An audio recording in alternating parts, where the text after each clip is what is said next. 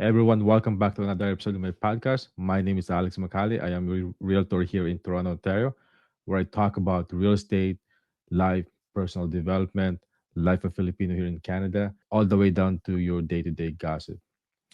Today we're going to talk about another topic. It's actually a continuation of a topic that we've talked about last time. This is regarding a property that was sold illegally while the owner was away from vacation. So without further ado, let's take a look at this article and see what we can learn from this story. This is a story from CBC News. All right, let's play it. When you first heard about these stories, what was your first reaction? I'm not surprised. Mortgage and title fraud has been happening in Ontario for well over a decade. This is nothing new, and we've all known about this for quite some time. Yeah, so I actually agree with this statement. This is actually true, and I'm not surprised by this statement. Creative financing and creative deals has been happening for as long as I can remember. Right? Do you actually believe that the government doesn't know this? Right? Doesn't know that this thing is happening, knowing that the price of real estate, in especially here in Toronto, are skyrocketing. How do you think that these homeowners will be able to afford this type of properties in the millions, right? With just your ordinary income, right? So I'm not very surprised with this statement at all, right? Let's continue. Okay, so if it's something that people have known for quite some time, it sounds like the public really hasn't. Personally, me, I was quite astonished that something like this can happen. Buying a home isn't like being at a self checkout at a grocery store. There's so many hoops to jump through. So, how can something like this happen? Yeah, there are many hoops to jump through, and people buy real estate thinking it's going to be a stable, long term, reliable, safe investment, and it is. So what this guy was talking about was there are a lot of people out there that are want to be investors, that just wants to ride the wave of real estate, thinking that you just buy a house, right, and collect rent. But in the reality is that it's a lot more complex than just owning a property, because you have to be on top of things, right, of everything. You have to monitor your property, check your bills and statements, making sure that everything is lined up for you, right? If you don't do these basic things like this, or at least have somebody to do it for you, then you are violating the number one rules of real estate investing, that is, do not lose sight of your own money, right? There's a lot of hoops to jump through, and a lot of opportunities for this scam to get caught, and a lot of people let it slide. The real estate agents allow this property to get on MLS without ever screening the identity documents of these people who um so this is where I disagree with this guy. He said that realtors do not screen a property owner when they are listing a property on MLS. The fact of the matter is that they actually do. We realtors, we are trained to uh, identify the property owners, and we keep that log, right, or a record keeping of identity of that property owner, right, and we store it in our own respective brokerages. It's called FinTrack, and I talked about this on my other video, right. um, we are trained, or a realtor are trained, to check a FinTrack, your identification. And I actually hate doing this because it's such a redundant process. You got to go through these questionnaires, right? And it's a barrage of questions, um, right?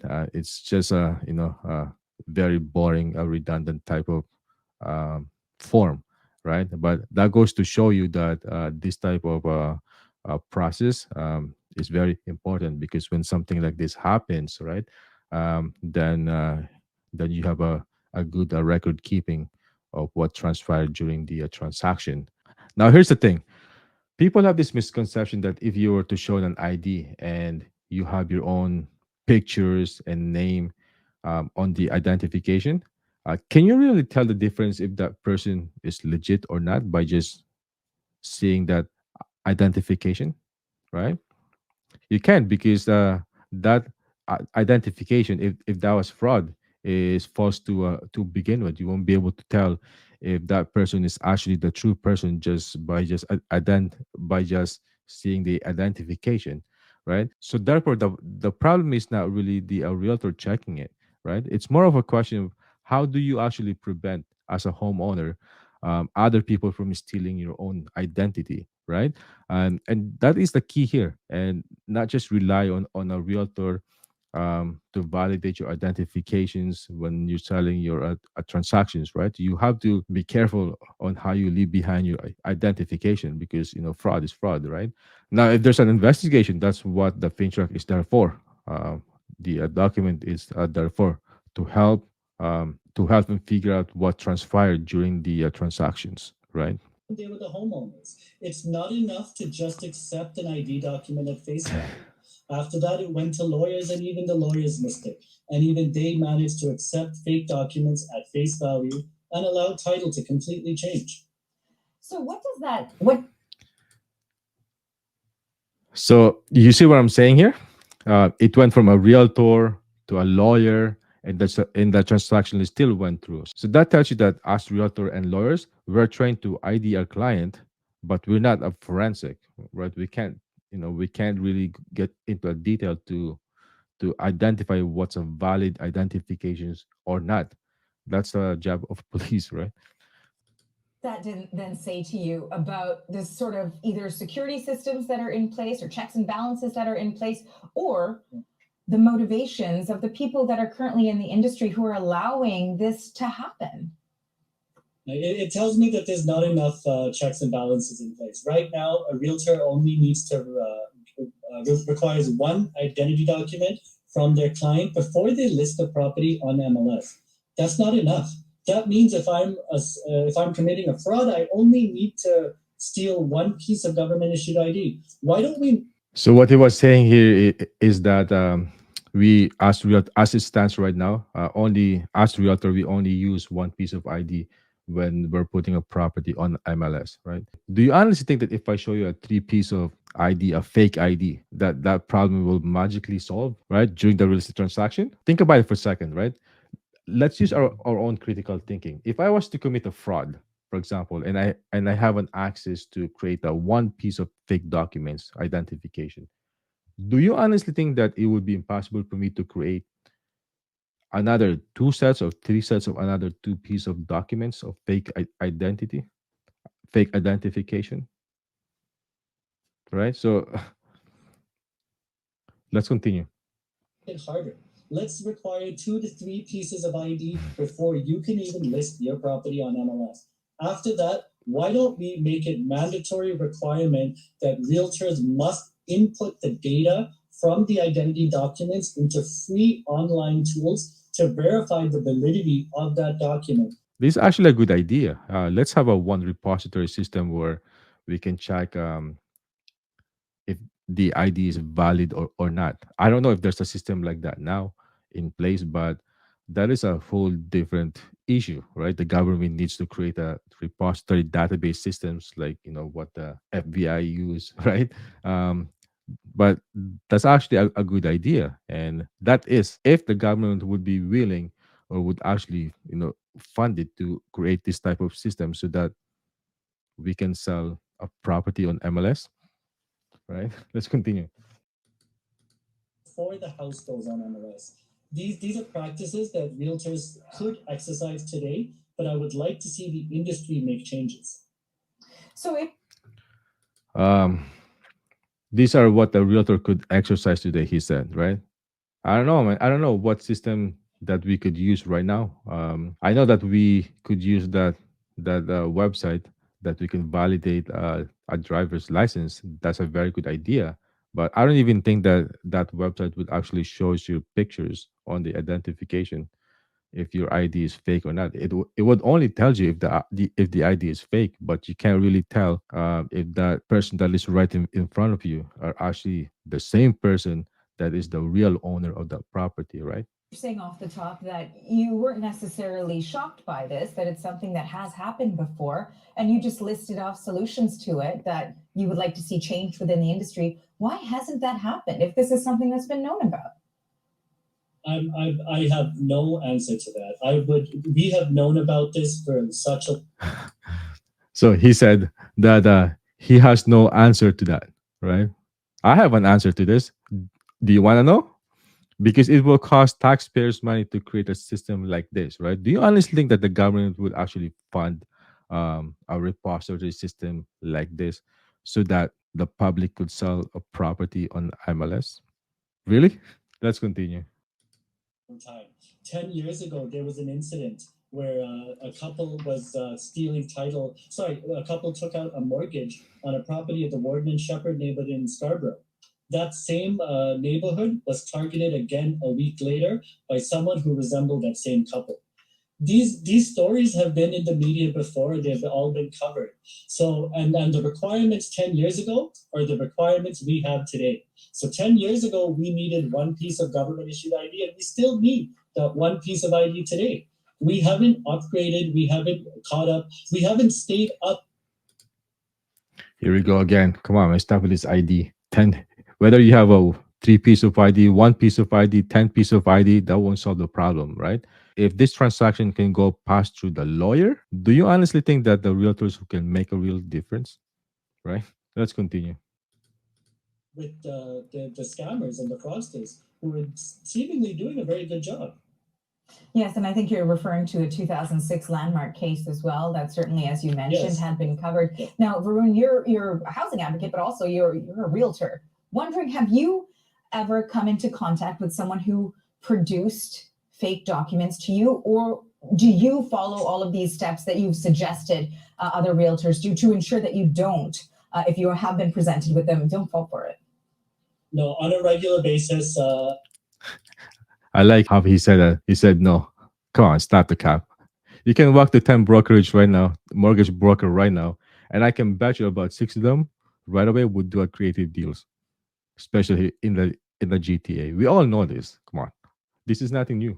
I sit as a member of the board of directors for Solos, a small ownership landlords of Ontario, and we see on a daily basis fraudulent documents, fraudulent credit scores, fraudulent Equifax scores, fraudulent job letters and pay stubs and identity documents being submitted to landlords to secure housing.